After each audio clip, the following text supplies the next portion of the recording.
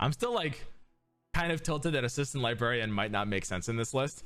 So please read this. Does Poppy buff attach units separately? So should you buff a unit for +2/+2? We do actually have a list of rules for the attach keyword and how it works. Okay, so if you guys are wondering, the attach keyword is not, so when the unit goes inside, when Yumi goes inside someone, she doesn't exist on the board, right?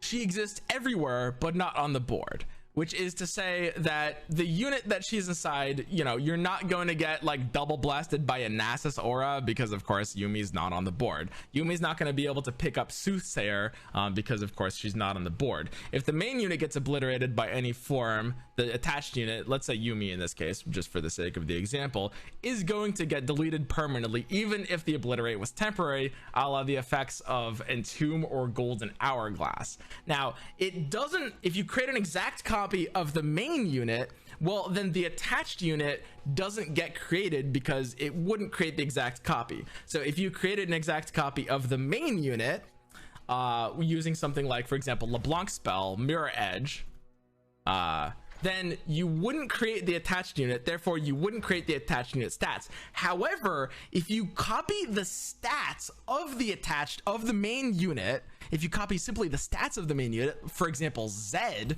has the ability to copy just stats, well those stats do get copied in their entirety, including the attached units, even though if you make an exact copy of the unit, it doesn't copy the additional stats that the Yumi is giving. So you want to, for some reason, creating exact stats does give you more value than creating an exact copy of the unit, because the copy won't copy the stats, but the stats will for some reason. If you frostbite the main unit using any frostbite spell, well, it will reduce the attack to 0 regardless of what Yumi's buff is. If you silence it using any kind of like hush or whatever, then it will not, of course, remove any of the attached units or the keywords being provided by the attached units. This is true for transform effects as well, which is why of course we see the mini T being a 5/5 double attack when they try to transform the base unit that our dragon is attached to. Basically, it makes perfect sense. If you use concurrent timelines with an attach, well, the concurrent timelines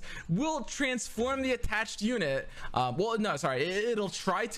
It'll try to transform the attached unit, but it won't work before the attached unit is able to go inside. So you're not able to get additional value out of that. Now, Mask Mother actually does have an interesting interaction here, because Mask Mother is able to copy the effective total cumulative stats and total cumulative keywords of the attached card plus the base card. Mask Mother will grow in size proportional to both of the cards inside of Mask Mother, because there's a Yumi inside someone and then they're both inside Mask Mother basically, right? And then the attached unit will of course return to your hand because it's a kill effect. So you're sort of like milking those stats and keywords over and over again if you want to do it like that, right? Now there's another interesting gimmick of attach, which is that the attached unit will always recall to your hand if the opponent uses anything to kill the main unit, right? The attached unit will then recall to your hand when that happens, and it will recall to your hand always after the first unit does, which means if the opponent uses a double, when the opponent recalls the first unit, then the attached unit will get obliterated if you have a 9-card hand, because the main unit gets sent to your hand first, and then the attached unit will try to get sent to your hand for a total of the 11 cards, and it'll get obliterated because you have no room left in your hand for that. Right? Now, I know I said earlier that attached units didn't count as being on the board, but they do actually count as being everywhere, which means if you use Iceborne Legacy on a different copy of an attached unit that's also inside of someone else, it will also buff the attached unit inside of someone else. This is actually particularly funny for one card, Herald of the Magus, which, I mean, don't actually build this deck, but this will give your Yumi inside someone +2/+2 and Overwhelm. Now, if the Yumi is inside a champion, well, then they're getting +4/+4 and Overwhelm, right? Again, this is terrible, but it's a really funny interaction to do. Siphoning Strike is another example of where that would work. Siphoning Strike will make your Yumi get bigger even when she's inside, right? Okay. And one last thing about how the attached keyword works is that if you use possession, even though the attached keyword very clearly says that it's when the unit leaves play, recall me, well, if it switches sides on board, it also gets recalled. Also, you'll notice this keyword doesn't point out the fact that it obliterates, kill the attached unit, or literally anything else I just mentioned. It actually, this keyword actually explains just literally nothing about how this keyword actually works. And there's more.